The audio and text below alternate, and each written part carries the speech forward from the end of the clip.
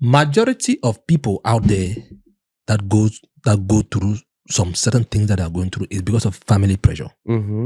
Because they have put so much trust in you that it makes you instant to fail. Yeah. And it makes you go through things that you cannot tell them because you don't want to disappoint them. Yeah. That is why I say it's good to give people like the confidence to tell them that, oh, we look up to you. But always make them tell them that we look up to you. But if there's anything that you're going to come to us. Yeah. Because I don't lie you, but it's something that I've experienced. It reached to a level that I cannot really discuss what I'm going through with any man because I know that person is expecting something from me. So which makes it very difficult. That person can die. Yeah. Without knowing that I can go to this person and talk to the person. Yeah. But because the person has so much trust in you, you feel that you don't want to disappoint the person and you easily break yourself. Yeah. Maybe you don't even need to go to school. Even this thing, education, who even told you that you need to go to school? That's the most important thing. Yeah. Because 90% of those that went to school, they are not using what they went to school for. Yes. They're not using it. They are doing something else. Yes. Which means technically you didn't even have to go to school. Yeah. Yes. Because who even brought up the idea that there should be school? Because if the main thing of life is to provide for yourself, let me say maybe your main thing is to provide for yourself and your family. Do you think it's school that will provide for you? No. School is good. Just to get the skills and knowledge. Yep. School is good to make you interact with the world. That statement, you cannot be expecting a job to work in an office when you don't have the educational level. That's what made me to say, I'm going back to school. Do you know what it means that you are going back to a school that majority of your friends already teach there? Because presently now as we are talking, the Zoa Council filed a completion of a project they never did in my village. Wow. Because the village sat and they said they don't have water. The village took it upon themselves to bring water for themselves. Yeah. So I was actually there. That was when I was growing up. They have their water source. It was flowing very well. Even in dry season, it flows very well. Now you guys come with the government and say you guys want to manage it, and you guys mess everything up. And now you guys allocated, I don't know if it's 90 million or something, for the rehabilitation of the water system in Zoa. This year ending, I got information that they have already submitted the project as completed. Meanwhile, the water is there. They've not even started nothing. Nothing is there. That's crazy. Nothing is there. They just share the money between themselves. So in the village, I grew up all my adulthood in the village. Like I spent like 10 years. Wow. Without knowing what a switch is. Whoa. A bulb. So we see bulbs only in generators when someone, like the well-to-do people in the village, when they come back from town, they turn on their generators and they show film. We gather there. Wow. Yes. I didn't know, like for real, I didn't know what was a switch. It was when one I think it was Fenasco Games, we went down to Womb and I entered the house and I saw someone tuck and there was a switch. I was like, wow. That's a miracle. That's a miracle. It was crazy, bro, for real. Leaving Ntarikun to arrive at Veni Park at Upstation. Yeah. One of my cousins was already there, traveling to Bawasam also. Yeah. As I told him that I'm coming to travel to Bawasam, he said, okay, I'm waiting for you. Do you know what he did? What? He was inside the bar, drinking on my bill.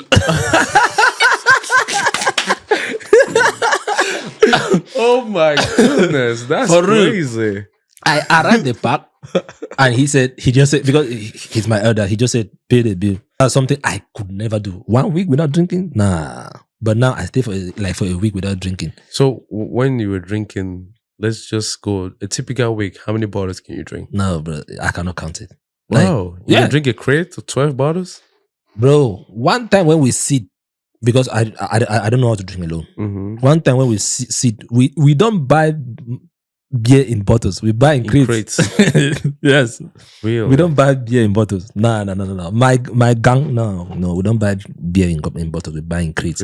And there are days that we want to drink beer. There are days that want to drink sha. There are days that want to drink white stuff. Yes. And do you know what we do with white stuff?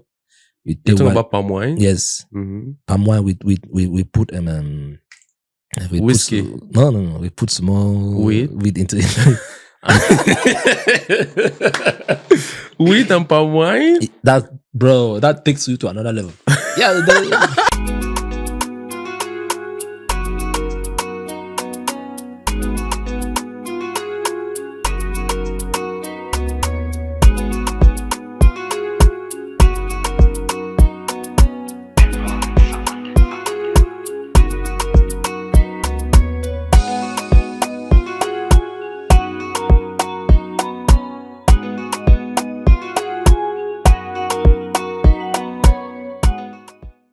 Hello, welcome to another episode of the Benrolins Blueprint Podcast. I'm your host, Benrolins Awandem. Today's going to be a great episode. I'm glad to be back.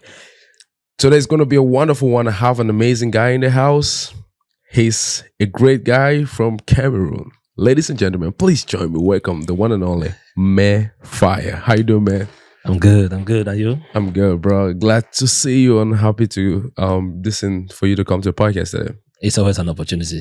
Uh-huh. So I'm very glad to be here. Uh-huh. It's my first time though, but it's cool. Are you scared, nervous? Nah. I'm not that nervous, but it's my first time, so it's normal to be nervous. So. Oh, yeah, man. You know, sometimes you just got to feel it and then just do it anyhow. Yeah, I think we can do this. We can do it. I appreciate you for coming to the show today. Thank How you doing, much. bro? I'm good. How's life in America? It's beautiful. Yeah, it's beautiful for now. So you love it? I love it. Everybody loves it. Uh-huh. And it's a lot of opportunities. It gives you a lot of opportunities. So, So you know, I always like to ask people. I'm like, the perception you had about America when you were still back in Africa or Cameroon, and the reality on ground, is it the same thing? Nah. Why not? You know, when we are in Cameroon, you see America from movies. So you don't know that movies go through production and they portray just the skyscrapers, New York City, Atlanta. Yeah. But when you come here, you discover that now there are actually hinterlands in America. Where the life is just like normal Cameroon. Like, I remember when they picked me up at the airport at BWI, we were like driving through the bushes. I was like, is this America?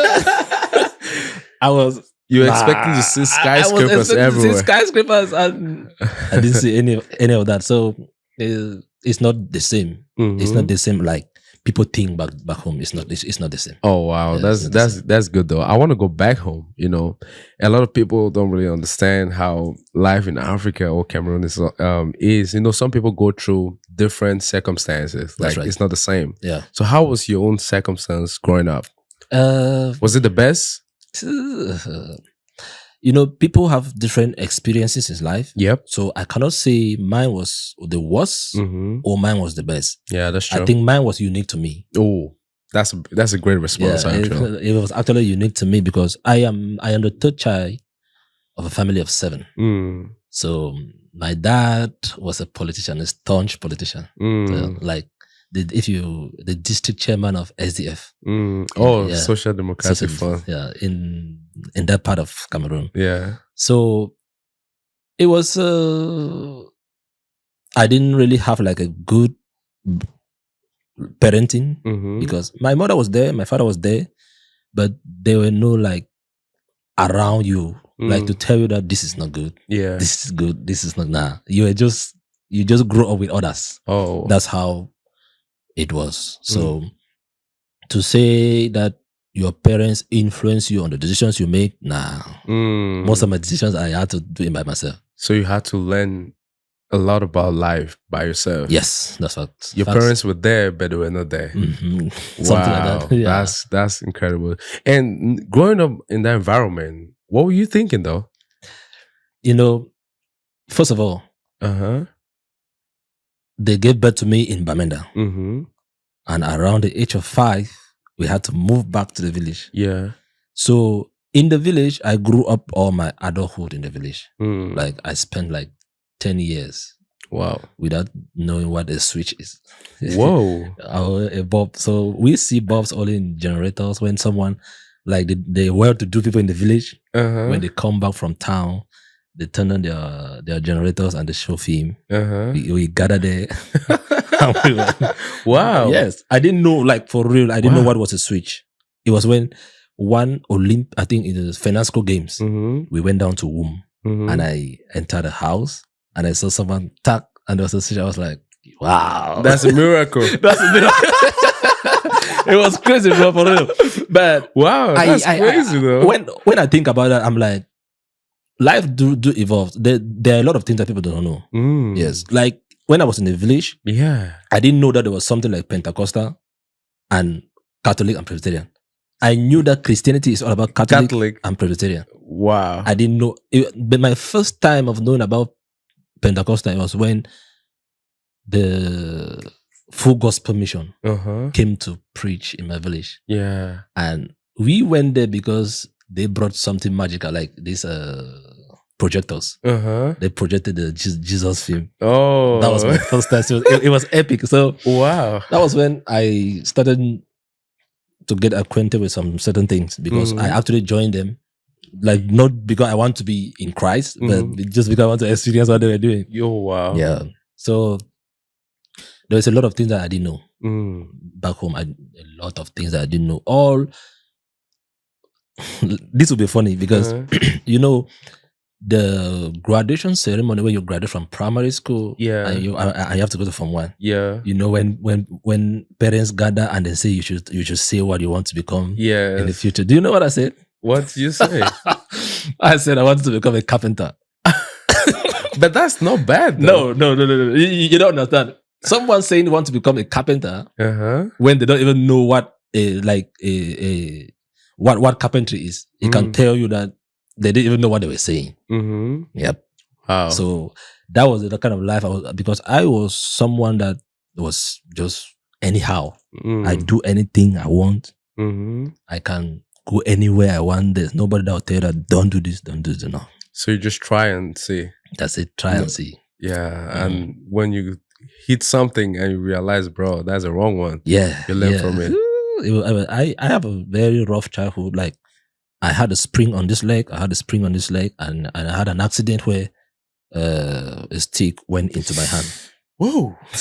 Yeah. So because I was very rough, really, really rough. People that grew up with me can tell you that. I was really rough. Like we used to play some very rough games. Like I have my cousin here. He's also here in America. We used to play this game. You know when he goats are fighting, they hit them together. Yeah, that's what we were doing. That's crazy, man. That's so rough, bro. That's what we used to do. That's how we used to like show ourselves that this person is stronger than you.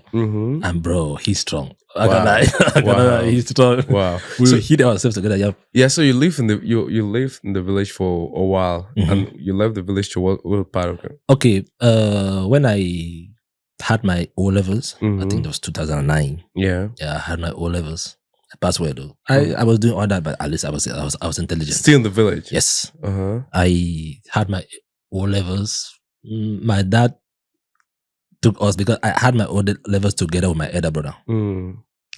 My dad took us to Bafoussam. That's where life became so interesting. I went to Bafoussam. My dad rented a 2-room house, like 1 room and a parlor. Yeah, that was it. No mattress, nothing to cook, nothing for us to use to cook. It was just an empty room. Wow. Yes. And he left. That was it. So we had to figure out what to do. Like that's one thing when I talk, I always thank my father for, because it was that moment that I discovered that you have to fend for yourself. Yeah. Because in the village, everything is available. You don't really need to look for much. Everything is available. There's food everywhere. Yeah.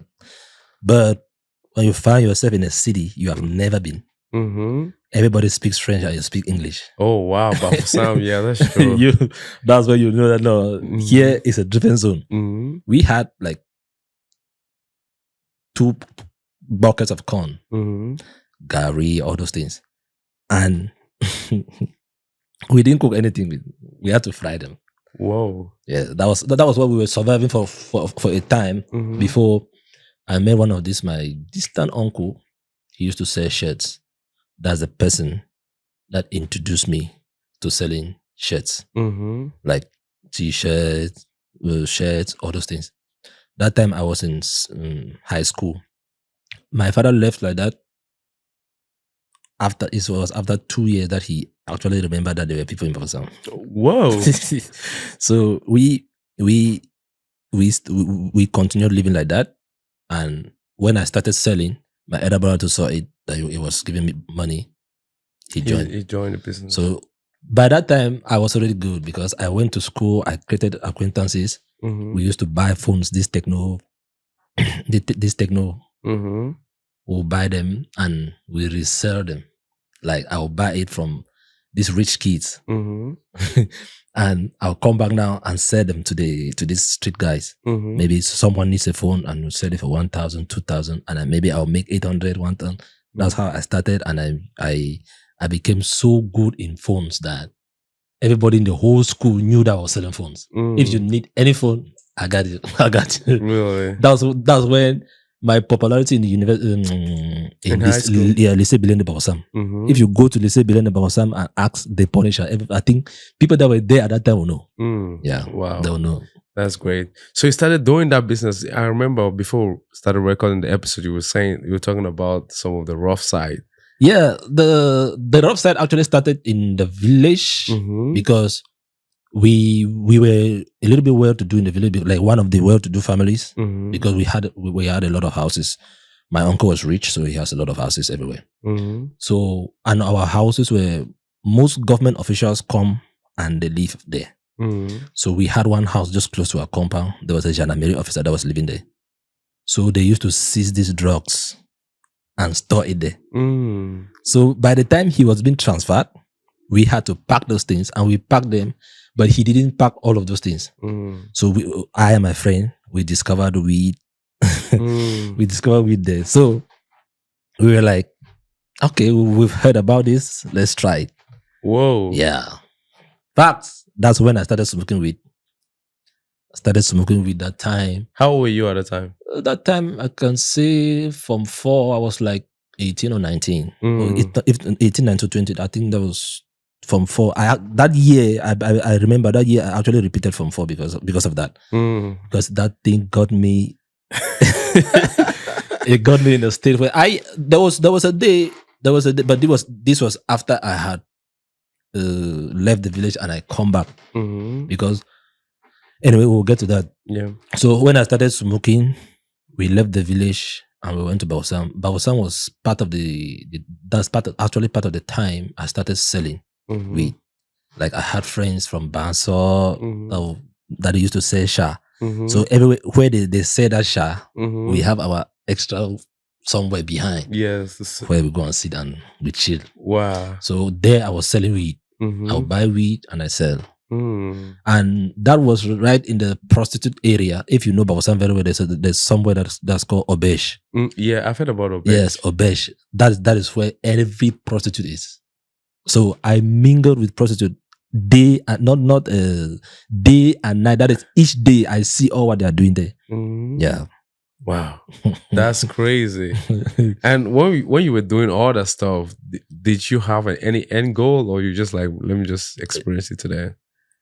Most of those things that happened to me, it was part of experience, curiosity. Yeah. Because it's when I got so mature that I understood that all those things you were doing is not part of you. You were just being curious as a young guy. Yeah. Yeah, I think that's the best answer I can give you, because I cannot really put an objective to what I was doing, because for real, I didn't know what I was doing. It was until when I actually discovered some of those things that these things will destroy you. Yes.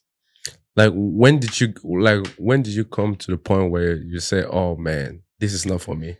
You know, I think every man in life has that point. Yeah. In life. Every man in life have that point where they say, nah, this thing it's not going. But you know, most of the time something have to happen. Yeah. I think so. I'm trying to get the background story. Okay. What happened actually was, yeah, I can say poverty. Poverty in the sense that we were so broke in such a way that we used to move from city to city. Like you go to the city and try life, go to the other city and try life, go to the other city and try life. So let me say this one. We came to Bafosam. I and my cousin, but I know he will watch this and he'll understand what I'm saying. Yeah. We went and worked for one man. We cleared a 3-hectare land for 3 days. Whoa. That's incredible. See, I'm just trying to show you the way we were passionate to have money. Like we had to dig toilets. There's one guy like that. He's here in the US. He was building in a village. We were the one that dug his toilet. Whoa. 32 feet down the ground. So that was some of the things we were doing. So we cleared that 3 hectares of land within 3 days. We came back for that man to give us our money. That man said, we have taken so short of a time to clear it. So the money we bargained for is too much. He was expecting you guys to take He was expecting us to take like a week. Yeah. But we brushed that thing in 3 days. So it was when he successfully gave us part of the money and we shared the money. And I was owing my elder brother here 9,900. And they gave us 10,000. So you got only 100. The thing is, he was expecting me to pay him that debt right there. I told him, bro, we'll go fight. Yeah. It never happened. I told him, no. That was when I and him were actually separated. I left that night. I said, no, I'm going back to Bawsam to start selling, because I knew that in Bawsam with that 10,000, it's a huge capital for me. Because it's, first of all, an environment that I know. Yeah. And secondly, I already know people there. I can do anything. Yeah. But living in Tarikun to arrive at Veni Park at Upstation. Yeah. One of my cousins was already there, traveling to Bawsam also. Yeah. As I told him that I'm coming to travel to Bawsam, he said, okay, I'm waiting for you. Do you know what he did? What? He was inside the bar, drinking on my bill. Oh my goodness, that's crazy. I arrived the park and he just said, because he's my elder, he just said, pay the bill. And I went for we had to spend like 4,000 there, so I was left with 5,900. Wow. 5,000 because I had to pay transport from Tarekon to like drop. And that's your capital? That's my capital. I arrived by Bawsam with 2,000. Wow. Yeah. That's 2014. I arrived by Bawsam with 2,000. I couldn't do anything with it. But I also said I could not do anything with this 2,000 and I could also sit home. So I saw one of my uncle. He was selling, I think, gowns, these lady gowns. So now what I will do is, I don't have capital. Yeah. But I'll just follow you to the market. When you buy, I'll just follow you, we'll go out and sell together. Anything you want to give me, you give me. That's what I was doing. So one day, maybe I will have 500, 1,000. That's what I did for like a month. Then the miracle happened when someone invited me in a church. Winners Chapel International, I cannot forget, May 4th, 2014. That's the day of the miracle. As I entered the church, I sat down. The pastor was preaching. Before the pastor could even say, is there anyone here that wants to give his life to Christ? I was already at the altar. You woke up and I was at the altar. And then when I arrived at the altar, it was when I discovered that I was standing in front. I was like, what brought me here? What's happening? So I gave my life to Christ that day. That day also, there's one guy that we were in Bawsam together. He has the capital, but he does not have the manpower. I have the manpower, I don't have the capital. So I told him, let's do business. You buy things, you give me, I sell, and you give me a cut. That's when I sold for him for 1 week and I raised 10,000. As I raised that 10,000, I told him, bro, we good.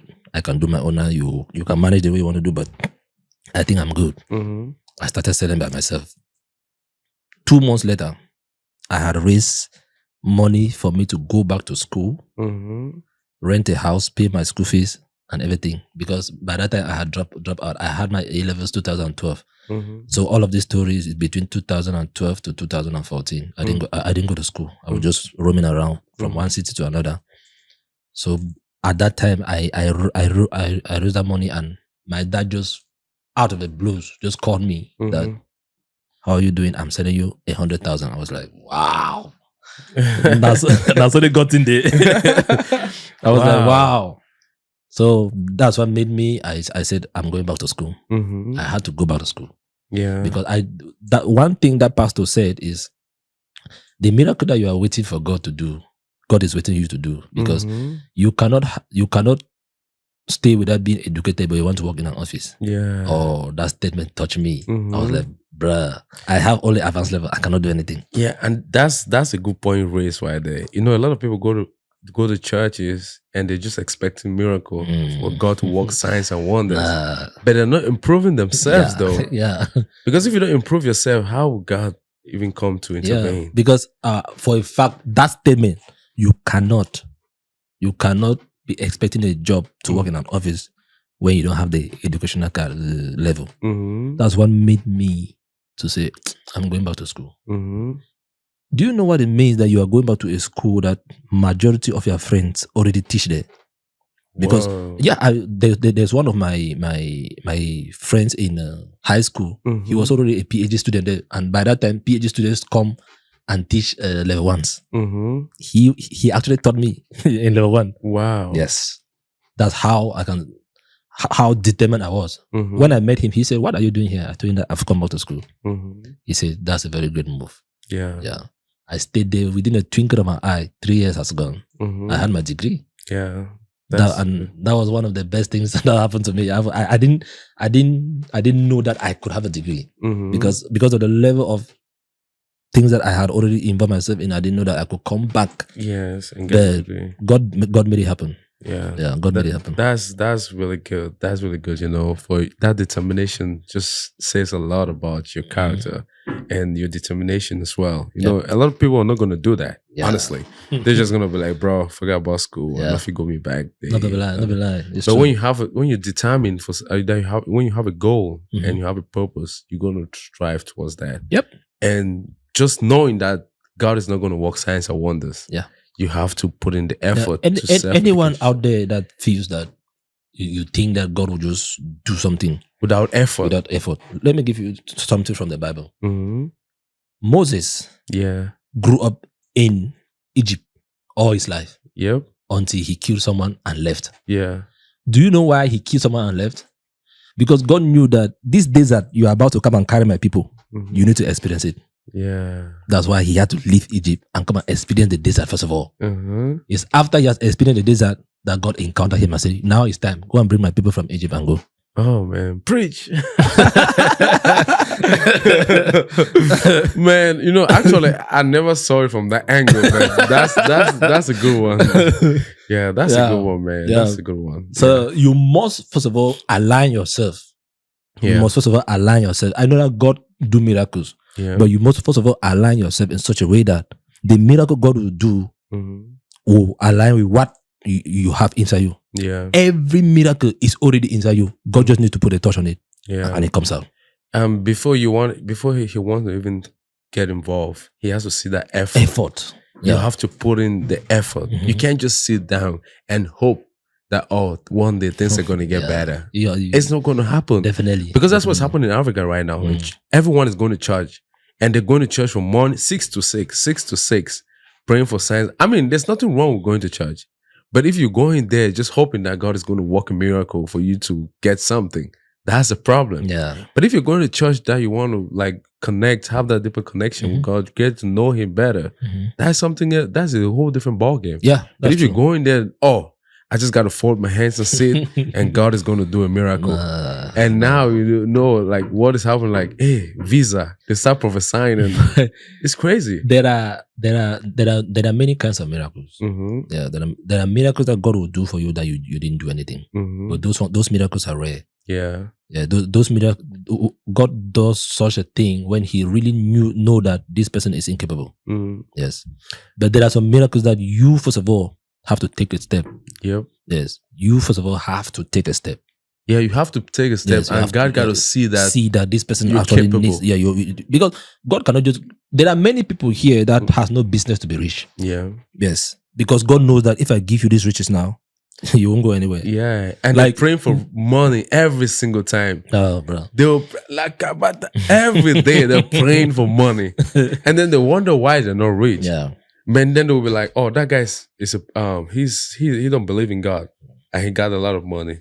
So money is I don't need money to be My good." pastor said, Mhm. riches is not acquired. Riches is entrusted. Yeah, So when God gives you the riches, what will you do with it? Mm. That is the most important thing. Yeah, Because if you cannot figure out what, like I did one video one time. I said, if they come out of the blue and give you $1 million, what will you do with it? Majority of people they'll go mad. Yeah, some people are going to just squander that Yeah. thing. Yeah. Yeah. And when you squander it, Have you seen how many people have won lotteries? How many people have actually survived after winning a lottery? and when they win it, they don't really know what to do. Yeah. They just spend. They just All of a everything, sudden, it's spend gone. Everything out of a sudden, you cannot see anything that they can they're show like, for. Yeah. It's because money that comes to you that you didn't work for, Mhm. you misuse it. Yeah, and that's true too. You know, like I always say this, like money is an idea.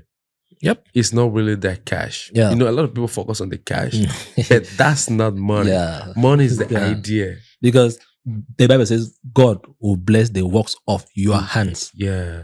So many people, like when they talk about tithing, let me just say this. When they talk about tithing, people say give that tithe so that God will open the floodgates of heaven and give you money. Mhm. People feel that giving you that money is that they'll like God will open some place to dash you money. No. Mhm. God will open you a stream of ideas. Uh-huh. Like this podcast that Yeah. you're doing right now. Uh-huh. I believe that you thought about it Yeah. and you started it. And you Now, strategize. As you have strategized like this, God can just give you one video, Uh-huh. and one man will just sit somewhere and listen to it and just repost it with his 100 million followers. Uh-huh. That's it, bro. Yeah, You're gone. yeah, that's the thing too. But people are gonna say, "Oh, he became a superstar overnight." Overnight. But they don't know. They don't know the background story. Yeah, that's the That is thing. You know, Yeah. a lot of people always focus on the success, On the successes. but Yeah. they don't look at the failure. Yeah. They don't look at the time when you were struggling, trying to make things work. But- That's true. Things were not moving at all, bro. Mhm. And That's that's life, though. You just got to keep striving, Yeah. striving. Yeah. No matter what happens, even if you don't see the immediate result, you know, like there's light at the end of the tunnel. That's just it, because you cannot think that everything will always happen Mm. the way you want it. Yeah, No. yeah. Because if you No. think like that, bro, it's gonna be crazy. I always talk towards the Christian side Mhm. because I'm a Christian. People just read only the good side of the Bible. There's a good side of the Bible and there's a bad side of the Bible. Yeah. Because people forget the scripture that says, many are the afflictions of the righteous, Mhm. which means righteous actually go through affliction. Yeah. Everybody. Yeah, righteous goes through Yes. affliction. Everybody. But people feel that once you are a Christian, you don't have to go through some stuff. yeah. No. You just think everything got to be smooth. The only thing that makes you different from other people is that you have the confidence that no, this thing is nothing. You go Yeah. through it because Yeah. you know that you're a God. Yeah. You know, it's a season. It's a season. You Yeah. have to know that it's a season for everything. Yeah. And once you have that mindset, you know, like, oh, it's temporal. Yes, definitely. Yeah, things are going to change. Things are going to change. It's going to be for a while. Normally. But when you don't know that it's a season, you just going to, you're going to be too emotionally Too invested. depressed. And you're like, bro, I don't know what's going on. I don't know. I don't even have hope. And that's a problem too. Yeah. But when you Yep. know that, it's just for a while, it's going to end. That's Just like true. summer ends, just like winter ends. Oh, That's how it's going to be. wonderful. Yeah, once you start thinking like that, man, boom. So let's go back to Cameroon, man. Mm-hmm. We've gone to different levels. We're talking about God, Moses, and stuff like. I mean, it's good though. But like once you started doing the business, right? Mhm. And you went back to school and you had your degree. Mhm. What was your next step, man? Because you know Cameroon. After I had my degree, Yep. I still came back to selling shirts. Yeah. Yeah. I know. Why? I didn't have anything to do. Cameroon is a place where, let me tell you a funny story. It's funny, but it's aching. When I just had my degree, Uh-huh. I had my degree Mhm. because I had one course carry over. Yeah. So I had my degree. They actually gave me the certificate Yeah. January 2018. But I actually had the degrees October 2017. Yep. So after that, January 2018, that was when there had to be an election in Cameroon, which means by that time it was the SDF that was ruling the council of our area or of my area. So the guy that was the chief development officer, the CTO, he died. So the post was vacant. I applied for it. Yeah. The present mayor, he met with me. We spoke. He said, "Oh wow, you are a young person, and I really want to bring you to my team." Bro, I started working. Like I started working November 2018. His speech on the inauguration of the council session, I was the one that wrote it. I did a lot of things there. Then after they had the election in 2019, because they had to push the election. I don't know what happened. They had to push the election to 2019. They had the election. The CPDM people came. Do you know what they did to me? What? The mayor came and said, my documents didn't go through, so they had to hire someone else. Because the guy who hired you was SDF. That's it. So the mayor could not say it clear that's it, because he don't want to incriminate himself. But the other first deputy mayor said it, that is because your father is a opposition. That is why they had to look for someone else. Yeah. So, and they took someone that has, I think that guy is in an A levels, and he's already an old person.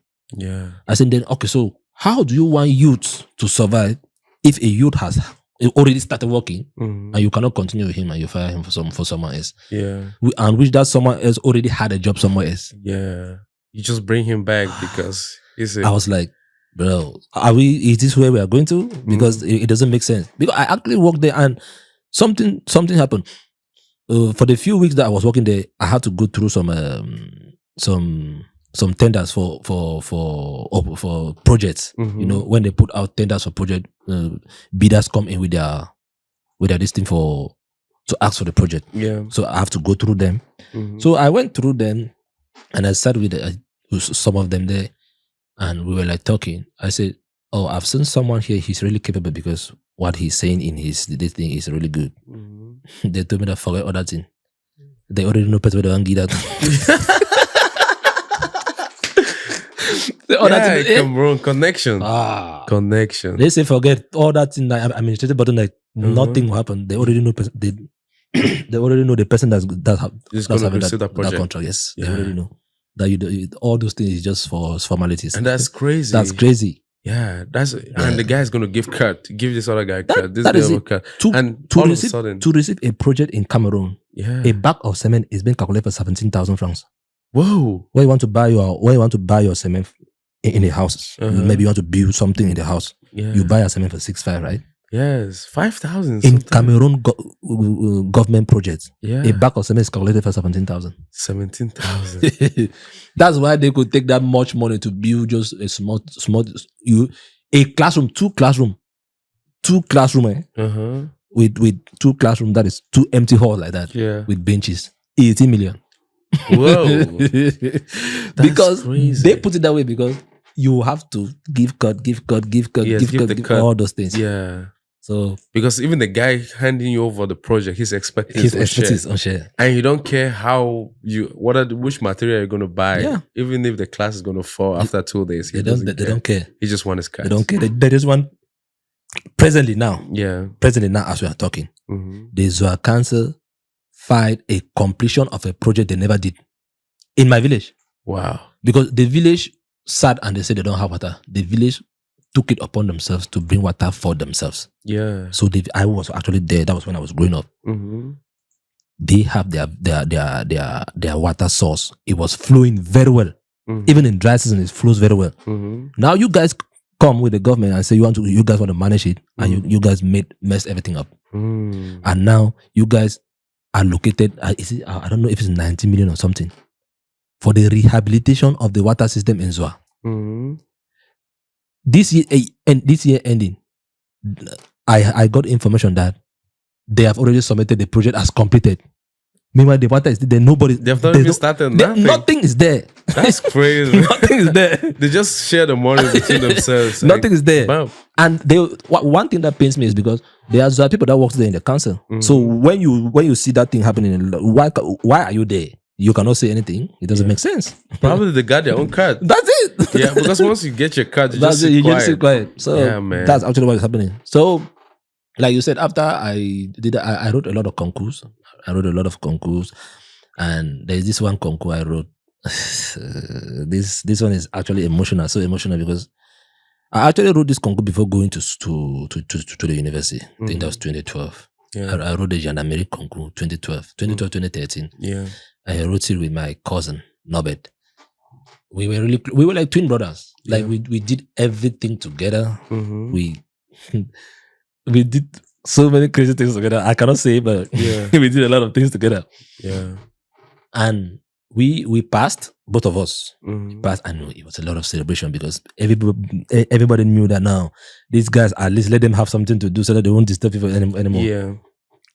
We passed like few weeks to our medicals in Douala because we had to travel down to Douala for medicals. We actually took out, I think, like 2 weeks without beer, smoking, anything. No, we stopped all those things, at least to cleanse our system for the so you can medicals. pass the medical. Yes. So 1 week, I think it's 1 week, if not 1 week, it's 2 weeks for us to travel. We were just walking down to the house. We had bought granite paste and bobolo. I cannot forget. Like I remember this thing every day. Like we walked into that bar and that lady asked us, "Do you guys want to drink?" We said, "No, we don't drink anymore." And she was like, "Wow, you guys have changed." I said, "No, we just have something to do. That's why we don't want to drink." So we bought that granite paste and bobolo. Going to the house. As we were going to the house, he just slumped. And as he slumped, I thought it was a joke. Wow. So I was joking. I was there joking. I said, "Bro, go master. I left him there and went into the house. Wow. For like 1 minute, 2 minutes, I wasn't seeing him. I was like, oh, shit. I came out now. We carried him into the house. And we laid him on the bed. We thought that maybe he just passed out of stress or something. We laid him in the bed and we were discussing, not knowing that the guy has gone. Oh, Lord. Bro. It was after a while. I said, "Bro, what's up? Wake these guys up." We shook him to no avail. We carried him on a bike, going down to the town because we were like Anto de la Vie, this upside. We're going down to the town. The first hospital and I don't know what happened that particular day. The first hospital we opened, the hospital we entered, the hospital said it's full. And I wanted to turn left like this. I saw dead bodies on the floor. The nurse said, "See, those people just died and there are no beds to keep them. That's why I put it." I was like, wow. We took the other bag now and going right across. If you know Bausan very well, the regional hospital is down this way and we were living right up this way. So we have to go across the city to the regional hospital. As we entered the regional hospital, the nurse brought a wheelchair. We put him on the wheelchair. We carried him to the bed. As we laid him on the bed, that was around 1 a.m. to 11 p.m. to around midnight. That nurse said they won't touch him unless I bring a hospital book. Bro, I bought a 20 leaf. You know 20 leaf in Cameroon for 2,000 francs. You know Bamileke people now, they don't care. Yeah. That guy was actually locking up. And I reached there. I said, "Please, I need a hospital book." He said it's 2,000. I bought a hospital book for 2,000 for the doctor to write there that he's dead. Whoa. That's man. Crazy. There is That this. 20 leaf is like 100, right? It's 100. I bought it for 2,000. Crazy. Yes. For the doctor to write there he's dead. That's crazy. There is this, my friend. He's now in the military. That guy carried a dead body on his back for like for a distance, because you know hospitals, right? Their gates are always far away from the hospital. He carried him and said, "I'm going with him to my house. We'll sleep on the same bed. By tomorrow he'll wake up." The security had to hold him at the gate. Yep. That was when everything crashed.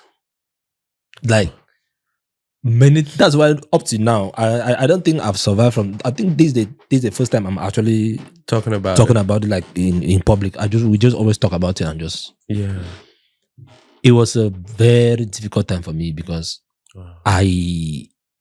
somebody that you build your life. You guys always think together.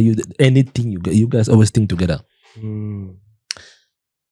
We sat at the gate for like hours, just confused. Everybody just confused. We called the uncle. The uncle came and was telling us that no, let's take him to the village that night to bury. I was like, bro, come on, bro. You want to bury somebody who has friends and colleagues just like that? Let's put him in a mortuary. That's when they decided to put him in a mortuary. And still yet I wasn't believing. So that's what made me, up to now, when somebody dies around me, I don't really feel it like cry. Even when my dad died, he didn't move me, because since that time there are two deaths that happened. The other one is when I was already in the university. That after that one, I went for the medicals and everything just when I just had to let it go. Wow. Yeah. So after the second death, these are the two scenarios that broke me, that crushed me. The second one is second year university. I was sitting in my room. I was talking with one guy. He's now a lawyer though. He was doing law and I was doing geography. We were discussing. He told me, because I had a cousin, he had always loved to come to the US. So he told me about Fulbright scholarship. So I texted my cousin that, Grang, I don't do years on team for Fulbright scholarship. I didn't know that guy is dead. As I texted, he didn't reply. The next call I was receiving was that he's dead. Wow. I was like, SK manager died, so no. I said, I don't do texting now. So they say SK reply. Upon explanation, they told us that thieves came to the quarter to come and steal. Now the person, like, it was actually a rich, like the guy I said that we dug his toilet. Yeah, it was around the neighborhood, because there are only rich people that are living there. That was before the crisis started though. Yeah. So there was one doctor who is from the US also that lives there. He was the one that called the police that there are thieves in this area. So now they also called my elder brothers. They were drinking and Tarinkon. So now they left Tarinkon to go to the house because they said thieves are there. Upon arrival now, the other guy that was driving, he was driving so fast. Now to take a burning corner, police were there standing. I don't know if they were standing or what, because for what I can understand, if you see police, you actually stop. Yeah. But for some reason, as they bend that corner, police just open fire on them. Wow. So now the guy that was driving was smart. No, not that he was smart. He wasn't wearing a seatbelt. He wasn't wearing a seatbelt. So this, my other cousin, he's a very straightforward person. When he enters a car, he has to wear his seatbelt. So he wore his seatbelt then. So as they opened fire on them, that other guy ducked. I was driving, and he wasn't even seeing. He was just driving so that the car can hit somewhere and stand. But now that he's wearing a seatbelt, he wanted to duck and the seatbelt drawing back. And they shot him. Gave him a bullet here. Whoa. Oh man. Wow. I sat, when I heard that, I was like, is this life even necessary? Wow. So that's the thing that crushed me. Those are the two scenarios that I can tell you for a fact. Up to today, when I think about it, it's kind of crazy. It's oh man, sorry for your loss, bro. That's tough. Thank you. So after that situation, that's when you said, "Oh, bro, I have to follow the right path." Yeah, no, but all this, it was this second one. I had already followed the right path because I was already in school by that time, and I was already in God. All those things. It was the other one that actually made me to realize, and that was actually That was actually what made me to start thinking about some certain things.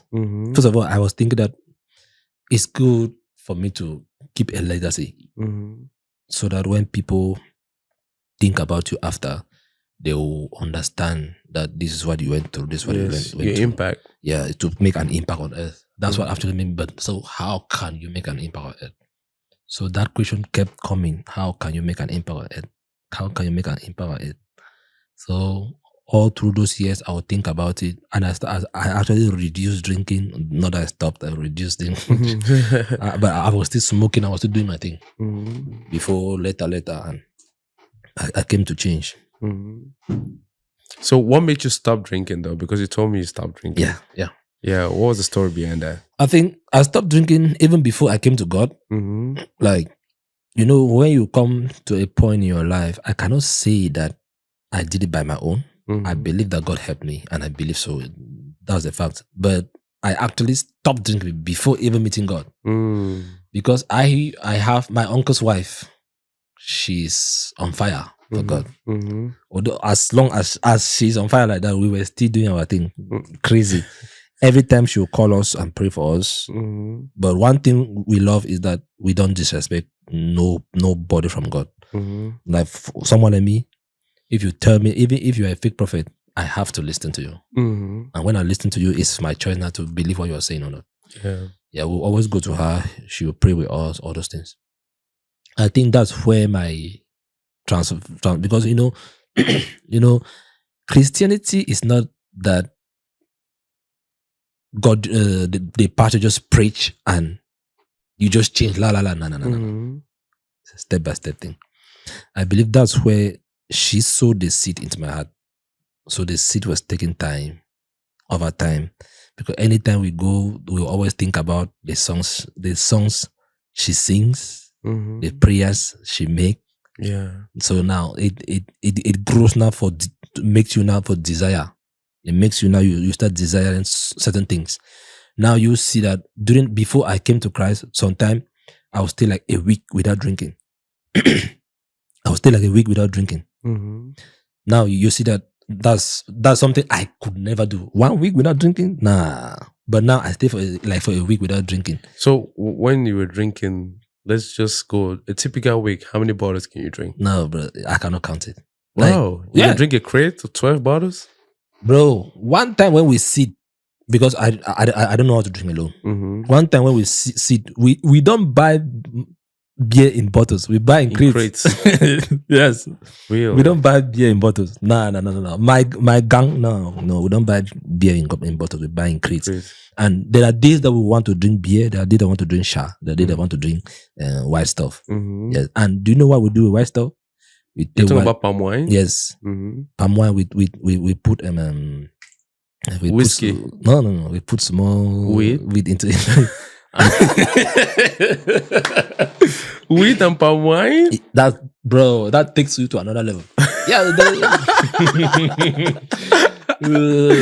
Oh God, that's crazy. Yeah. Bro, we've done things, man. We've done there was one of our uncle that taught us a lot of things. I don't know if I can say this on camera. Yeah, let me say, if you know, fine, you move. We used to create this fake Hennessy. Yes, I can do it. Up to now, I can still do it. Fake Hennessy, like when you say fake black label, black label, yes. Yeah, when you say fake black label, what do you mean? Like we go to nightclubs. When we enter nightclubs, we buy the empty bottles. You know, when you open a bottle in a nightclub, there is a way that they open it. It's just so smooth that you can still put it back. You think that there's something that they didn't open it. That's how they open it in nightclubs. Yeah. So we buy those bottles. We come back home. We go to this. There's one place in Babosam that they say only medical products. We buy this 100% alcohol. We come back. We dilute it. Now we take sugar. We burn sugar in such a way that it turns liquid. You know, when sugar turns liquid, the sugar from back home, when it turns liquid, it turns brown. Yes, brown. Yeah, when we just take with just a little drop, that's how they see. And we fill it. We fill it in those bottles, And we, but some people, they do this funeral, these are dice. Yes, we go to those dice. And sell it. We tell them that this is Hennessy, but we sell it for 2.5. You guys buy it at 10 times, we sell it for 2.5. Wow. We buy one of that 100%. Does it taste like that? Exact, not really exact, but it is alcohol. Similar. But I can tell you, the alcoholic percentage is on the roof. Yeah. So most of the times we take like one bottle and put it and mix it with palm wine or sha, and bro, people get crazy. Really? Yeah. And then no one have like any health issues. Not that I know of. Really? But only that my uncle, because he became so alcoholic that even if he doesn't drink, you smell alcohol from himself. From when he passes you smell the scent of alcohol, even if he has not tasted anything. How is that possible? I don't know. Like when that man could drink. Wow. Like those bottles, I tell you, he can finish like one, and he's cool. One day I tried it. Oh man. There's a place in Baosanda that's called Feu Rouge. That was the first place I actually saw this traffic light. Feu Rouge in Baosanda. I stood there like that and put my hands like that. Say, nobody's passing in the middle of the road. Whoa, you were drunk. I was messed up. I was messed up big time. Yes. Police people came and stood in the like that. main road. In the main road, I stood there and off my hands like that. So nobody's passing. Bro, like going to the highway and sing. Then one of my brothers, he's not a pastor though. I was actually rather preach to him too. He's not a pastor. He's a very successful pastor. No, not any kind of pastor. He just defended his master's degrees in theology. Yeah. So he was the one that came. When he came, he took me now and we were going back home. He saw one, because we used to do this thing back in the day, that when my elder brother sees a woman that he wants, that's why they called me the Punisher. Once he tells me that I want that lady, go up, Kanda, you must follow you. And they stop you for day.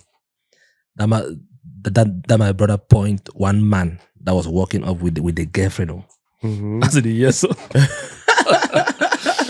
And I walked up to that man and I greeted him. Bonsoir, monsieur, c'est comment? Mon grand frère veut ta femme.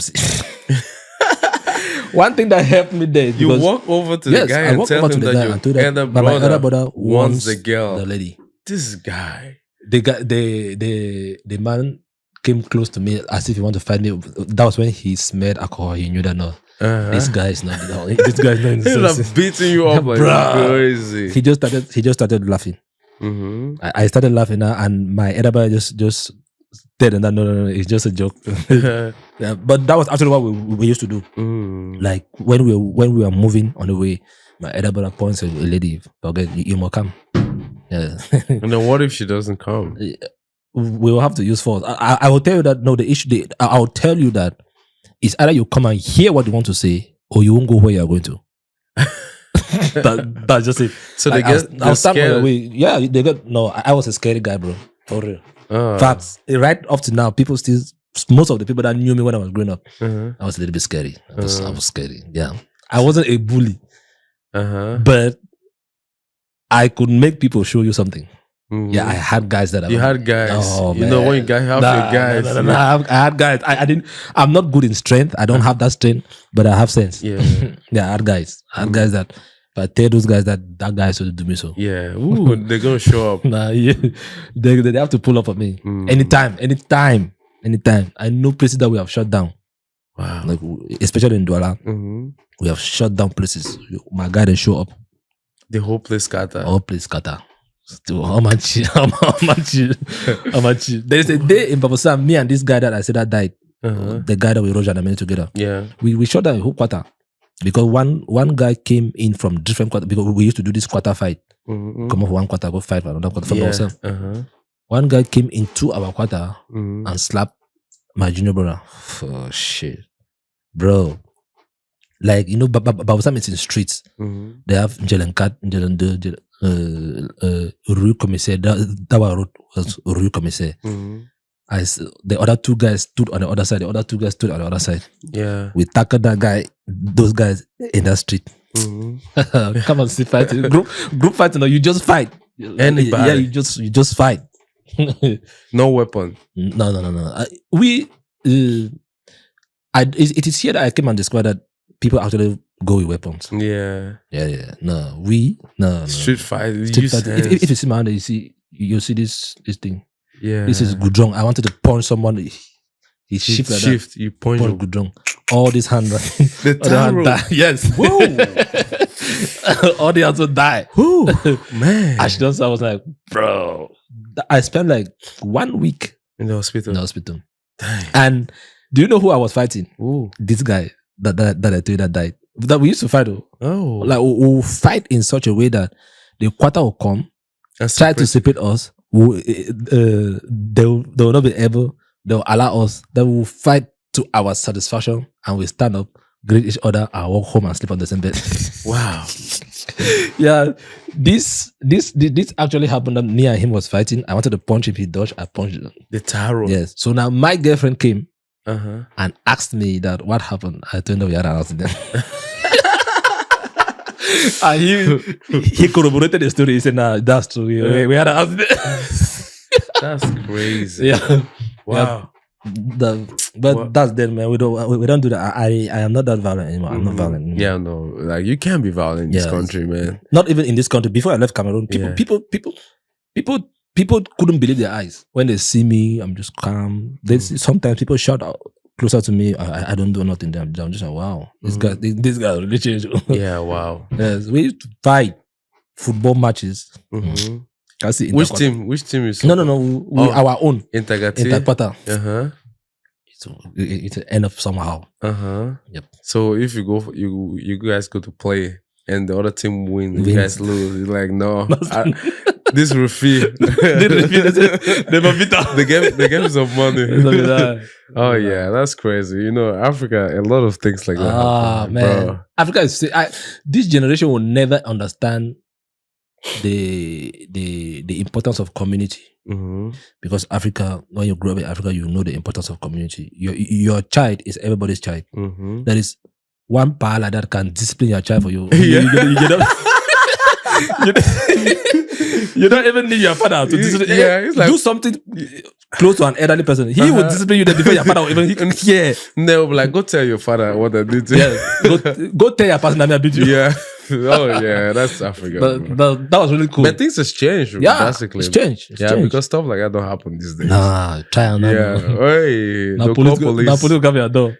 Yeah, especially now that a lot of people are well connected. They just call their person. They just call their person. You just come and you gone, bro. In those days, it wasn't like that. Yeah, it was good. Yeah, like you got some crazy stories. I won't even lie, bro. Yeah, those are some crazy stories. But actually, I'm glad that you had to put the other side of you, just like put in the box and then try to become a better version, because it's tough, you know. I think the other side is not really that I put it in the box. That was never me. Oh, really? Yeah, that was never me. You know, when you find purpose, that thing is a good trimmer. It will trim off some certain things from you. Yeah. Because when you know that this thing does not align with my purpose, you won't do it. You find meaning. You find meaning for your life. Yeah. Once you find meaning for your life, so there are some certain things that you cannot do it. You cannot. Like now, do me with me and you know fight. Because one thing, I don't have kids, but I have kids that I raised. I always ask myself, what if they see me doing that? How they feel? Yeah, that's true. Yeah. So some certain things you cannot do them. When you find your purpose, you cannot do them. You cannot do it. Wow, that's great, man. And that's one thing that everyone got to try to find. And that's your purpose, your original intent for creation. Because once you know that, you know what steps you need to take. Yeah. Because if you're going somewhere and you don't have any direction, any aiming point, you're just going to go everywhere. If you don't know where you're going to, you just go everywhere. And you'll be like, oh, this is where I was going to. But that was not where you were going to in the first place, because you did not have any target or any aiming point. But when you have one, you're going to go for it. Especially in Cameroon, man, sometimes people really take time and they're like, bro, I can't really dream because this country is so corrupt. And even if I go get the master's degree or this, I might not get a job. But sometimes you have to step back and do something. Just do anything. Like I regret not doing handwork. I was also focusing on school. Yeah. Because I used to live with my uncle. He's one of the best panel beater in Bamenda. Yeah. He can transform you any car here. Yeah. Now he's in the US. I have a degree, but the job that I do don't pay me half of what he earns. Yep. Yeah, that's true. You know, So like it was when he arrived here and I heard how much they were paying him. I was like, who sent me now? Yeah. Who sent me for good school? yeah, because especially folks who went to the technical school. Bro. Yeah. They learn something that will help. One thing I can tell the people of Cameroon is no matter how corrupt the government is, there is always something you can do. Yeah. That will make you have what you desire for your life. Now the important thing there is to discover what it is. Yeah. Because maybe you don't even need to go to school. Even this thing, education, who even told you that you need to go to school? That's the most important thing. Yeah. Because 90% of those that went to school, they are not using what they went to school for. Yes. They're not using it. They are doing something else. Yes. Which means technically you didn't even have to go to school. yeah. Yes. Because who even brought up the idea that there should be school? Because if the main thing of life is to provide for yourself, let me say maybe your main thing is to provide for yourself and your family. Do you think it's school that will provide for you? No. School is good. Just to get the skills and knowledge. Yep. School is good to make you interact with the world. But it's not really a necessity. Yeah. The way people are making it now these days. You know, in those days, if you don't get A level, as you are passing on the street, people will look at you like you are the last person on earth. Yeah, they'll be like, that guy's educated. But now majority of the people that are striving today in Cameroon, you see that there are people that don't have degrees. They don't have anything. I read this book, Rich Dad Poor Dad. Robert Kiyosaki. That's a good book. There's one thing he said there. He said the C students are not employing the A students. That don't touch me. Because one thing with the C student is that he knows that education is not his thing. So he's learning all kinds of things. I actually discovered something. Is it a quote that they say, jack of all trade, master of none. Do you know that all my life I had ended that quote halfway? Really? Jack of all trade, master of none. That's not all of the quote. So what's the whole quote? The whole quote is Jack of all trade, master of none, but he is better off than someone that has just one trade. You can Google it on your phone, you see it. For real. I was like, wow. So all my life I was because I'm somebody that I'm very versatile. I know a lot of things. So most of the time when I sit down, sometimes I'm like, why you choose one thing? No. Why do you know a lot of things? When I came across that quote again, I was like, wow. So it's not even bad to know a lot of things. Yes, it's good to know. It's good to know a lot of things, but it's good to be best in one thing. Yes, you got to be an expert. You got to be an expert. Yes, but it's good to know a lot of things. I didn't know that until when I actually discovered the full quotation. Because if you just if you just know only one thing, your life is just gonna be like that. But you have to be an expert in a particular area. And then have information about some other areas, because that's how you progress in life. If you just focus only on one thing and you don't really expand your knowledge to other areas, it's gonna be tough to make it. Facts. Yeah, that's true, bro. That's true. You just hitting some wisdom after wisdom, bro. I hope everyone is taking notes, bro. And I hope they are enjoying it though. But honestly, what advice are you going to give to the young guys or young ladies, the youths in Cameroon growing up? One thing I'll tell the youth of Cameroon is that traveling out of the country is not the solution. I know it may sound controversial because I actually travel out of the country. People will be like, bro, that man the American, that's what they tell me. That is the thing. That is the thing. Yes. The issue is that traveling out of the country will help you because it will give you opportunities, but it's not the only solution. Yes, it's not the only solution. There are people that I know that are actually made it in Cameroon, and if up to now they are still even better off than me that's here. The most important thing that a youthful person, especially a young person from 1920, if you can discover your purpose early, you'll be a billionaire. No matter where a crocodile in Africa is not a lizard in America. No, it's still a crocodile in America. It's still a crocodile. So location sometimes can just influence you a little bit, but not in the really tough issues of life. Yeah. Because if you find your purpose in Africa, America will come and beg for you. Mm-hmm. Yes. Yeah. There's this one man, one of his books that I love, John Gillett. Mm-hmm. You should look him up. John Gillett was one of the greatest preachers in England. Mm-hmm. And it is a saying that Queen of England said, there is nothing I fear on this earth than the prayer of John Gillett. Mm-hmm. That man, they asked him, what is your secret? He said, I just set myself on fire and people come and see me burn. Wow. When you find your purpose in life, many people will come to you. Yeah. Not because you are good. Yeah. Because you are exactly where God wants you to be. Man, I love that. I love that this thing. Because when you go to an apple tree, you're not going for the tree. No. You're going for the fruit. You're going for the fruit. And the moment you pluck that fruit, you're going to turn your back on that tree. And you don't even care about the tree. Like how many years, how many months growing up to you just want to eat your fruit and satisfy yourself and the go. fruits and go. That's life, bro. That's life. That's life. I actually saw a video and that video blessed me a lot. Yeah. That video blessed me a lot because I saw the video. It was like, the gift that God have put in you is not for you. Yeah. That's the same way trees grow. Mm-hmm. Do they eat their fruits? They don't eat their fruits. Can I tell you something? Do you know that the only time trees eat their fruits is only when the fruits are dead? The fruits are dead. They take it as manure. Yeah. So the only time that you can enjoy your praises is when you're in the coffin. Yeah. And that is what is called posterity. Yeah. When you are no more on this earth, what will people say about you? Yeah. Because when you have discovered your purpose, you have emptied yourself on this earth, bro, generations upon generations upon generations upon generations will talk about you. Yeah, that's true. Do you think that in the school where Nelson Mandela was going, was he the only intelligent person? No, definitely not. Why are the other people not popular? Because there's no leave any impact or legacy in this world. That's it. And Nelson Mandela's name is going to live forever. Forever. You have Nelson Mandela, you have Mother Teresa, yes, all those people. Yeah, they found Abraham Lincoln. Yeah. Yes. Okay.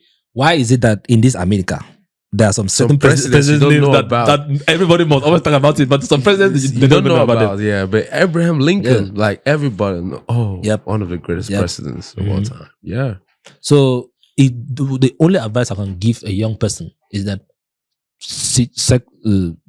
check into you, check yourself. Check yourself. Yeah. Look for that thing that God has sent you on this earth to do. Yeah. The same way you buy a phone anywhere, they don't just give you a phone. No. Because that phone is something from a company and that company has an image to protect. Yeah. And because they have an image to protect, they have to put everything in that phone to make sure that that phone they are giving you should meet up of what they have, or the standard of what they have said. And if it doesn't meet up the standard of what they have said, you now will come out and tarnish their image. Yeah. So that's why they make sure that it is exactly what they have said. Yeah. And because it is exactly what they have said, it comes with a manual. Yes. So that if you go against the manual, that phone will malfunction. Yeah. So the only way to know what God has created, made for you on this earth, is to go back to Him and ask Him. Yeah. And there is no better way to go back to Him than the Word of God. Yeah, that's true. Do you listen to Dr. Miles Monroe? A lot. I can tell, man.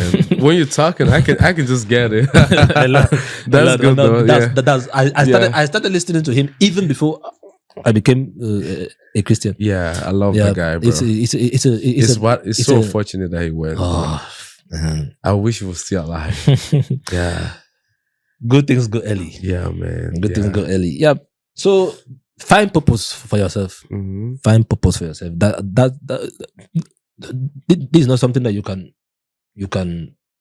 mix word with it. Yeah. Find purpose. Yeah, find purpose.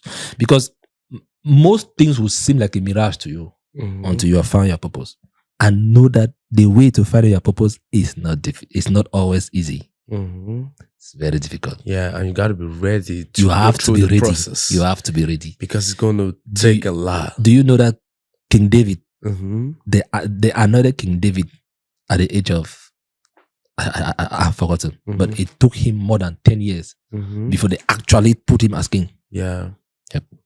So God can still tell you that you are a billionaire, but bro, it's going to take time. Yeah, it's going to take time. But at the same time, you got to put in the effort. Efforts. Yeah, put in the effort. And never give up on yourself. Yeah. When I see someone say, "Oh, life is tough," and when I see someone say, "Oh, life is tough," yeah, and I want to give up, I'm like, you won't give up. Say the people where they look up to you, what would they do? Yeah. No. Because people are watching you. People are watching you. People are watching you, observing you to see what step or what move you're going to make. You know, last, I think it's 5 months ago, I just did something funny. I posted a picture. I said, any ideas of a tattoo? I want to put a tattoo on myself. Wow. People were commenting. People that know me, they were commenting. There was this one lady that this was her exact words. Which kind of tattoo? When 3 years back you preached to me that those things are not good. Bro, I read that message. I read that message like 3 times, 4 times, 5 times, 10 times. I was like, wow, people are watching you. That was when I don't know that lady from anywhere. It was when she commented like that. I after that I had to ask her, where do you really know from? She like said in Bafosang when I was preaching with Pastor Mike. I was like, wow. So people still remember. Yeah, that's crazy. I was like, people wow. are watching you. So people are watching you. Yeah. And the little things that you do, you may feel that it's nothing. Yeah. It's a seed you're planting. Yeah. Yes. Nothing is always small to give someone. Yeah. Nothing is always small to give someone. And always make sure in life that before you leave a company, before you leave an association, before you leave any place that you go to, you should keep a positive mind. Yeah. Because don't break ladders when you are climbing. You may need them when you may need them when you are coming down. Yeah. It's very important. Yeah. Aren't you trying to push someone from the ladder? Yeah. The person might bring you down too. That's it. Yeah. So it is very important that as you search for your purpose, I know that you will meet all kind of people, but always make sure that you keep yourself pure. I always talk about this. Most people that know me, I always use this thing. The mystery of a pure conscience. Witches cannot do nothing to you. Yeah. Bro, I can tell you, witches exist, yes. Yeah. But there's a mystery of a pure conscience. Do you know that there's a story I heard from my pastor?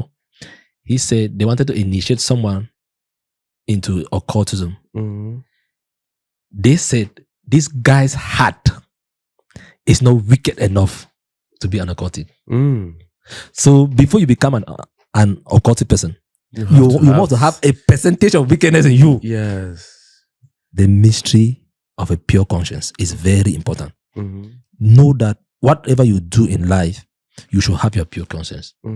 So that when they go back into the judgment throne of life, they will say, this person's conscience is clear. He did nothing wrong. He did nothing wrong. And no wish on this earth if you do knowledge of you. Yeah. Because you get pure. Because majority of the things that happen to us, they are like backfires. Things that are coming back from our actions that are backfiring on us, like karma. Like people say, it's karma. Yeah, karma. It's very important. Wow, man, you've been giving some bullets upon bullets right here, bro. Yeah, that's some fire points, and a lot of people got to start thinking about your purpose. At times people just focus on jobs. Yeah. And they don't really want to take a step back and really ask themselves, like, what is my purpose in life? Another thing is, how do you find that purpose? People are like, how do you find the purpose? If someone's asking that question, what are you going to tell the person?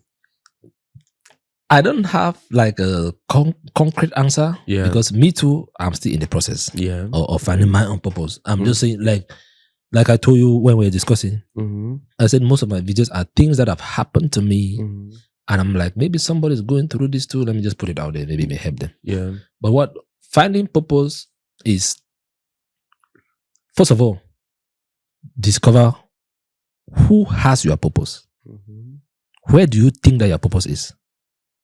That's number one. The answer, the way me I answer it is, my purpose is in me.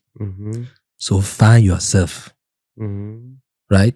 And for you to find yourself, you must go back to who made you. Yeah, the source. You must go back to the source. Yeah. Yes. Because for you to know who this iPhone is, you have to go back to Apple. Yeah, the manufacturer. Go back to who made this thing. And you ask them, when you were making this thing, what was the thing that what did you have in mind? The precept, concept. Yes. Because before they make this thing, they have a prototype that they've drawn out. Everything has been carved out. That we want that this thing should be like this. It should do like this. It should snap on this. Go back to God. When you had me in mind, when you were creating me, what was the thing that you had in mind? I believe God will answer you. Yeah. Then prayer is not just the thing that you just go and rap for hours. Yeah, freestyle. I bet you people can pray for hours. That's profitable. But someone can pray for 1 minute. That will move the wall. Yeah. Prayer is from the heart. Yeah. So for me, the roadmap to finding your purpose is going back to the manufacturer, going back to the creator. Go back to the creator. Ask him. I know that some people think that God have to answer you that, my son. No, nothing happens for nothing. God may answer you in such a way that he will direct you to a book. You read a book and you see, like I said when on my salvation story, when I said the pastor said, that's God speaking. God may direct you to a book. God may direct you to something that aligns to, like you listen to that very particular message or that book or that movie. You may just a short line there. Yeah. Would speak more to yourself. And you discover that, oh wow, this is check any big top star. They will tell you that in this journey, that when I started this thing, I was doing this thing, and one day this thing happened and I discovered that. That's always the thing. This thing happened and I discovered that because God speaks in measured ways. I know that he speaks through prophets and he speaks in so many ways. Yeah, and you also have to make sure your circle of influence. Yeah. Is circle of influence. Great. Yeah. What you listen to, Good. what you watch, what you read. Yeah. All those things influence you. It feeds a lot of things into your mind. And you gotta know that. The same way that you eat in your mouth, to be healthy, that's the same way you feed your mind with your eyes. Yeah. Because that is why, when me and you talk, you tell me that, oh, I see. What did you see? I was speaking. You didn't see anything. Yeah. It's because it's the eyes of your understanding that's seeing. That's why you say, I see. Because when you talk, when someone speak, those words come to your subconsciousness and your mind start processing it. And when it aligns now with your mind, you say, oh, I see. Yeah. You see. There's nothing to actually see. It's your eyes. The Bible says that your eyes of your understanding may see. When you see those things, like when somebody says something, like maybe as I'm talking now, I may use a word here that will be that someone will just listen to it and I'm like, wow, that is what I was looking for. Yeah, that's how God speaks. I'm not saying that my pastor. You bro, you have the calling. You have the calling. You have the calling. No, I'm just at least if you did not hear it from somewhere, you got it from Benrolins Blueprint. Shout out to McDino for making this, like trying to connecting us together. Yeah, man. Shout out to you, bro. Yeah, shout out to you. Thank you very much. Actually, I kind of understand from the conversation we've been having now. I understood why he said I would like it. We should come to the show. Yeah, because you really got some of the bullets, and you read some of the books I've read, and you listen to some of the people. Listen to. It's nice to always uplift yourself. Yeah, self-education is the best. Yeah, I don't read a lot. I read little. Yeah, I read little. What we have spoken here, especially with the part of God, some of them are to be sincere to you. It just happened. Like the Moses thing I said. I can tell you, I have not heard it anywhere. But that point of view is for real. Yeah, that point of view. It just came out. Like for real. I didn't premeditate it. Uh-huh. When I said let me tell you something. It just started coming. I was like, when I said it, I was like, I don't know where this one come from, but it's actually the truth. Yeah, that's it's actually the truth. Because most of the times, sometimes I speak and I listen to myself again. I'm like, was I the one that was saying that? Damn. Like when you listen to this episode, I'm definitely gonna listen to it. Yes, you're gonna be like, whoa. Yeah. What did I say? I really want to listen to it. Yeah. I will listen to it all again. Yes, you're gonna watch it. I need to watch it again, again. Because it will actually help me to. It will actually help me to, because I've been trying to deal with myself. Yeah. Like to really discover what I'm really meant for. Man. Until I was actually thinking of creating a podcast, but yes, actually, I think you should do it too. And I will say this 100%. You got a calling of God in your life. Yeah, many people have said that, but you have the calling. Bro, like I rarely say something like this because the way you talk, man, there are millions waiting to hear your voice, brother. Whether it be podcast, I'm not saying pastor. Yeah. I'm just saying because people just get it messed up when they say calling the thing is all about pastor. Yeah. One thing that people like to understand. One thing that people like to understand. Jesus Christ said, "When the Holy Spirit shall come, He shall baptize you, and you shall be my witnesses into all the earth." Yeah. All the earth does not only mean that you have to preach on the pulpit. Yeah. No. We have the world of doctors. We have the world of entertainers. We have the world of teachers. So as a teacher, do your work in such a way that it will bring glory to God. I know people that has given their life to Christ. Nobody preached to them. They just look at the way you are living your life. They were like, I love to be like this man. Yeah. And they just come to Christ. Just be an example. Just be an example. That's it. Yeah. And that's true though. You know, sometimes people go preach. But the other people are observing them, watching them to see how does this person react. What does he do? My pastor said, every pastor must first of all preach to themselves. Yeah. Because what you are preaching to those people is not what you think you are preaching to. You are preaching you to those people. Yeah. Yep. It should be the representation of your message. It is the overflow that these other people take. Yeah. It is the overflow. That's why a tree that's still growing up, nobody cares about it. Yeah. No. Until it bears fruit. Until it bears fruit. Yeah. So it's the overflow. Yeah. When you have eaten of your goodness, eaten, it start overflowing and people start benefit from it. Yeah. People want the fruit. Yep. People want the fruit. Yeah. Man, so that's true. It's very important to know who you are. Yeah. And what God has created you on this earth to do. Yeah. That's what's gonna give your life meaning.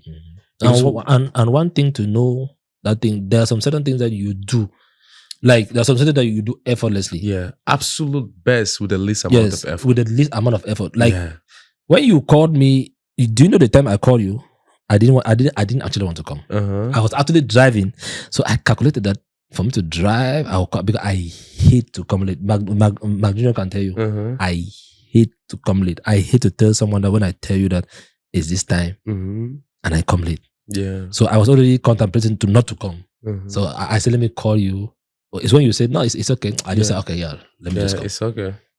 So it is when you make up your mind that you want to find your purpose, there are some certain things that you yourself, you know that this one, I always do this one. You don't need to prep. Yeah. Like, I not be prepared me, and I didn't prepare anything to say here. Yeah, that's I actually tried. That's what I like. That's why that's why I don't send anybody any question or I tell you, this is what we're gonna talk about. I bring you here and we'll just discuss. We'll stock it out. So that way it makes it lively. Like every other person watching, know, like it's a conversation. Nothing is scripted here. Yep. I actually tried to like look up something. I was like, I ain't got time for this. Yeah, and you see, some people are going to be thinking that we know each other. Like this is the first time I'm meeting him. This guy. I've never seen him everywhere. Like I don't even know him. That's I don't even know him that way. Yeah, that's the beauty of this. And what you've said, it's incredible, bro. Like a lot of people are going to get something out of this. I pray that anyone that listens should be touched in one way or the other. You don't have to get anything. Yeah. One thing is always sure.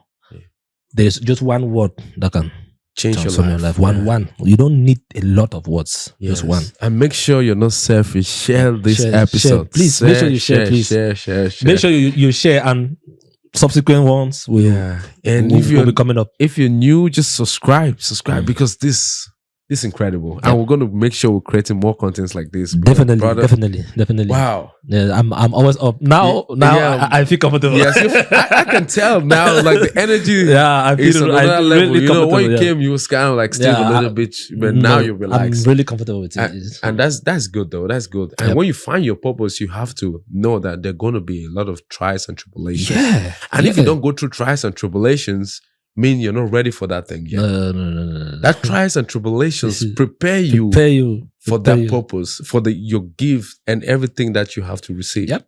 And once you go through the trial and tribulation successfully, and then you're prepared for that. Because people always think temptation or test is a negative thing. Nah.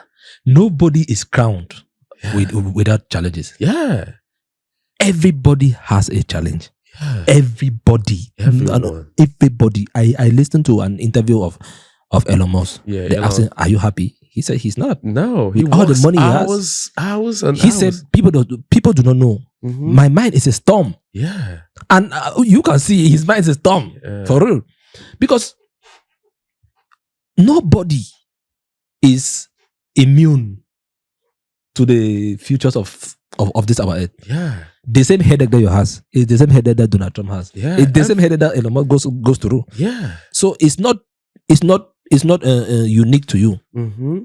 Like, so you should understand that trials and temptation should be a stepping stone to take you to the next level. Yeah. Because no matter where you go to, I'll always go back to the Bible. The Bible says, many are the afflictions of the righteous, which means even Jesus Christ that did no wrong, he still had to go through trials and temptation. Yeah.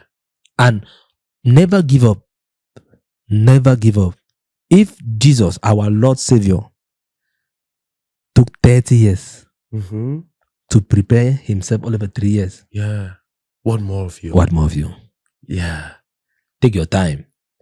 No shortcuts. Shortcuts are longer. Yeah, the longest way to success is a shortcut. Shortcuts are actually longer. Yeah. No shortcuts. Take your time. Build yourself. Build yourself.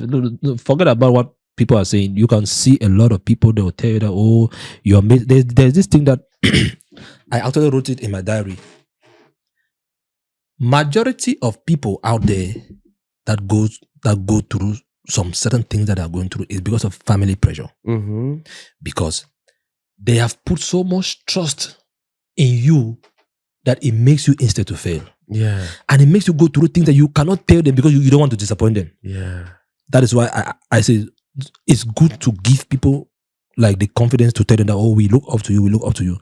But always make them tell them that we look up to you. But if there's anything that you're going to, come to us. Yeah. Because I don't lie you, but it's something that I've experienced. It reached to a level that I cannot really discuss what I'm going through with any man because I know that person is expecting something from me. So which makes it very difficult. That person can die. Yeah. Without knowing that I can go to this person and talk to the person. Yeah. But because the person has so much trust in you, you feel that you don't want to disappoint the person and you instantly break yourself. Yeah, that's so true. It should be a balanced platform where, yes, I know that you guys depend on me. But if I fail, will you guys still accept me? Yeah. That's a question that you should always ask your brothers. Because, okay, now, I'm in America. If I get deported now, will my family still treat me the same way they treat me now? That is the question. That's the question. Because it's very difficult. Many people go through depression because they are afraid to disappoint their mothers, their siblings, their sin. But I know that to disappoint them is bad. But if you actually disappoint, will they still receive you? Yeah. It's very important. Know that Bible says, love your neighbor as yourself, not more than yourself. Yeah. So if anything that you feel that you are doing more than yourself, it's wrong. Yeah. You have to love yourself. You have to love yourself because, oh my God. That's another thing because people don't love themselves. A dead person cannot help no one. Yeah. A dead person cannot help nobody. Yeah. Take care of yourself. It's not selfish. No, it's not selfish. Because if you are mentally not stable, those people that follow you, they will suffer also. Yeah. But if you are mentally stable, they will enjoy. And always, there is always room. There is always room for drawback. When you know that you have made a mistake, if you discover that you have made a mistake, there is always room for another chance. Yeah. It is not the end of the world. There is always room to turn back and restart. Failure is not a bad thing. Yeah. Failure is actually good. Yeah. Because it will make you, that place you pass like that. Let me say, if I was to go back to Cameroon now and take that journey again, there are some mistakes I made, I will never make it again. Yeah. And mind you, it will be easier because you already know where you are going to. Yeah. So it is very important to understand that if you fail, it's okay. Yeah. It's just a setup for the comeback. It's just a setup for a comeback. Yeah. If you fail, it is okay. Don't put too much pressure on yourself. Take care of yourself, especially to those that are out of the country. Yeah. Take care of yourself. I know that you have to help people back home, but take care of yourself. I'm actually speaking to myself too, because sometimes you get too carried away. Yeah, because you gotta take care you take care of this one, you take care of this one, take care of this one. Also take care of yourself. It's not a bad thing. And you have to know that without you, nothing is going to happen. Nothing is going to happen. And you have to love yourself, because I'm saying this, a lot of people don't really love themselves. They want to be with friends. They want to go out with people. They just want to be talking to people, play music loud. They don't have quiet time. They don't want, because they can't really spend maybe 5 minutes, 15 minutes with themselves. Quiet time, just thinking, reflecting. They're like, no, that's too much for me. Yeah. They just want to be outside. Yeah, man. Sometimes you have to step back and think and reflect, like, bro, what is my life all about? Am I moving towards my vision in life? That's facts. Am I achieving something, or my life is moving backward? Yeah. The moment you start doing this, you're going to realize that there's some things that you have been taking for granted. That you have to start focusing on. Yep. And once you know that, you're like, bam, bro. This is the thing. That's it. And that's how you find your purpose, because you have to do reflection. If you just around noise. A lot of it. A lot of it. You have to do a lot of reflection. Yeah, you have to do self-reflection. Self-reflection. And self-evaluation. Learn too, like improve yourself. Like, this thing, I want to be good at communication. What are some steps you can do today? Find a book on communication, read, listen to a podcast like this, like how they're doing it. Learn some things. Like, bro, when I just came here, I didn't know that it was rude for you to be talking to someone and looking somewhere else. That it was really rude. I didn't know that. Yeah. You know, in Africa, when an elder is talking to you, you have to look away. That's true. So when I got to work, and this lady was talking to me, and I was she's an elderly person though. She was the one that told me, why are you looking away? Because here, instead, when you are talking to someone, you gotta look them, and you look away, the person sees you as weak. Yeah. But us back home, we feel it as respect. Yeah. When we talk to someone, you have to look the person into the eye. Yeah, look. That's confidence. I actually learned it here. I didn't know that. That's confidence. Yeah, I didn't know that. Yeah, it's something. I just thought of it. I said, let me say it out. Yeah, it's good because some African, like some Cameroonians or something, they can learn some like that stuff. When you're talking to someone, you need to look the person to the eyes. Yes. It's a good word of communication. Yes. So, charisma and confidence. That person feels energy. But you never saluted the guy. There is saluting the national. They hold your hands on top. Welcome. Yeah, that's it. Yeah, that's why it's good to have platform like this so you can give out some tips and people. Very important. Yeah. Very important. But the thing is, come on here and do she don't done say, Chai, that thing over long. If they fine very long, my son. I know she don't done the wash up. But that's the problem though. The issue is that's why Nigerians will always go far from us. Because a Nigerian will sacrifice what's 1 hour. When you sit and you are watching TikTok, it just is boom, 1 hour is gone. Yeah. You are in the house, just put it, it's on YouTube. Just put it, it's not on TikTok or something. TikTok, I think it's part by part, right? Yeah. But on YouTube, it's easy. Just put it on your TV and be doing whatever you're doing. Yeah. You don't need to play your audio on Spotify, Apple Podcasts, Amazon Music. That's it. Even while you are walking. Yeah. Or you're driving your car. This is a good motivation when you are walking. Yeah. Because you actually hear your two African brothers speaking. It's like, wow. Yes. It's like you are having a conversation with them. Yeah, it's really good. Like, man. It's good. You say, oh, that's in over long. Come on, bro. Come on.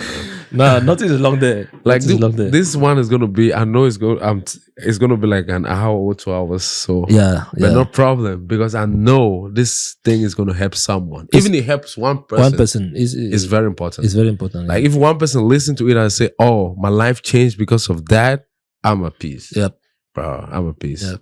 Because this is incredible, and I love your energy and I love everything. Thank you, man. And I love your energy too. Yeah, man. So let's take it. I'm trying to wrap up because we're going out of time. Okay. So I got 2 questions for you. I always ask these questions towards the end. Okay. And if you've watched my podcast or watched your show, you know the 2 questions coming.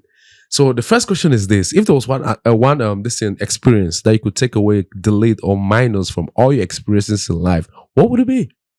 Like take away us. Just remove.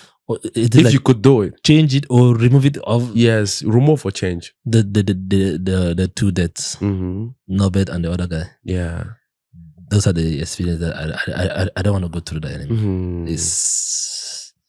I don't wish that for anybody. Yeah, that's it's not good. Yeah, losing your loved one is tough. It's tough. It's really tough. Yeah, man, I got you.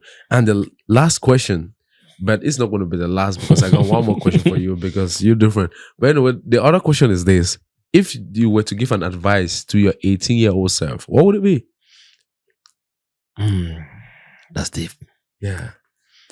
If I was to give advice to my 18-year-old self, the first thing I'll tell you is hold God. Yeah, hold God strong. I discovered God, and the first time I think my brother in the Lord, he will listen to this and he will know what I'm saying. Yeah. I told him that, why did I come to discover God this late? Who God? With God, everything is possible. When I say everything is possible. Yeah. I cannot get into testimonies upon testimony. When I say testimony, I'm not saying testimony that somebody knows. Testimonies that happen to me. To me, because I don't always give testimonies of other people. Yeah. It's my testimony that happened to me. Yeah. The first thing I will tell my 18-year-old is that, oh God. Oh God. Then find your purpose. Yeah. Well, that's very important, because your purpose gives your life meaning. Yep. And once you have that, you have a roadmap for your life, and you know that these are the steps I got to take to get to that place. Very important, man. Very important. I got 2 questions. I said I got 2. Another question for you is this: if there was one message you could give to those watching from Africa or Cameroon, what are you going to tell them, the youth? First thing I will tell those in Cameroon is go and subscribe on the YouTube channel, first of all. Yeah. Because it's the best platform that you can get yourself educated. And to those that are aspiring to travel, don't put your hopes too high. Because the country you are going to, there are also poor people there. Yeah. That just have it at the back of your mind, that the country you are going to, there are also poor people there. And traveling out of the country is not the only way out. Then the last and most final thing that I will tell the youths in Cameroon is that there are now platforms of self-improvement online. You have Udemy, you have YouTube. Learn anything IT, anything digital marketing. Yes, apprenticeship too. Yes, apprenticeship. Yeah. Apprenticeship. Oh, thank you. Yeah. Apprenticeship. Those are the things that you need to hold well. Yeah. There is nothing bad not to go to school. If your parents cannot afford you to go to school, learn something. Learn something. A trade. Just have something. Yep. I bet you nothing will go for nothing. One day you use it. You just make sure you keep yourself busy. Don't hide around. Yeah. Make sure you keep yourself busy. No matter where you are, make sure you keep yourself busy. Man, thank you for everything. And now is the time where I give you an opportunity. Is there anything you want to say to my audience? I want to thank you guys for giving me the opportunity to speak to you. And secondly, I want to say I welcome myself to the family. Yeah. I welcome myself to the family, and I want to put it out there that I know that a lot of people go through stuff. Yep. A lot of people go through one thing or the other. One thing I will tell you is that the solution you are looking for is right inside you. You just have to give yourself the space to find it out. Just put yourself in a position where you speak to yourself. Bible says, as we look in the mirror, we are being reflected from the from glory to glory. It's just a Christian paraphrase. So put yourself in a particular spot and speak to yourself. Dig deep inside. I bet you that solution you're looking for is right inside you. It's nowhere else. It's right inside you. It's planted right inside you. You just need to dig deep. Wow, man. Thank you very much for coming to the show. You're welcome. I personally was taking note in my mind, bro. I was taking notes. I'm like, bro, this guy is saying, he's giving some wisdom, and I hope you're taking notes as well, because that's how it stakes. And I hope you watch it to the end, please. Yes. Don't watch it halfway. Yeah. Make sure you watch it to the end. Don't forward any step of it. Watch everything and take out what you can take out. And also, please keep a review. Very, very important. Yeah. Anything for improvement. There is always room for improvement. Yeah. Put your reviews on the comment section. Yeah. Anything, just say it. No matter how it is, please be real. Yeah. The same way we are real here. There was no script. There was nothing. We just speak from our mind. Yeah. Be real with us also. If something didn't sound well, if anything, we said something that's wrong, you can correct us. Yes, correction is always the way for growth. Yeah. Thank you. And then we're going to get back to you. We're going to respond immediately. Yes. There you have it, guys. Unfortunately, this episode, I don't know. We're going to do it again. Yep. But definitely. Thank you guys for everything you do. And if you're new to our channel, this is the Benrolins Blueprint Podcast. We drop an episode every Wednesday. It's going to change a little. It's going to change probably soon. We're going to try to drop 2 episodes a week, but that's coming. Yep. But want to appreciate you for everything you do. If you're new, just do us a favor. We will welcome you to the family. Just click the subscribe button to be the first person to be notified when we drop any future episode. And to our returning listeners, we thank you for everything you do. And I always want to say, thank you. We've grown mighty. Like we started from 0 and now we're like 500 subscribers. That's incredible. And our audio listeners, we thank you guys for listening to the show. And we just want you guys to share, keep spreading the word out, keep sharing the episode with your loved ones, friends, and family. Let's grow this family together. And I hope you learned something today. And I hope that you're going to impact your life with something positive out of what this guy said. And see you in the next episode. Benrolins Blueprint comes to an end. See you in the next episode. Bye-bye. Oh, man. That was refreshing. This seems like therapy to me.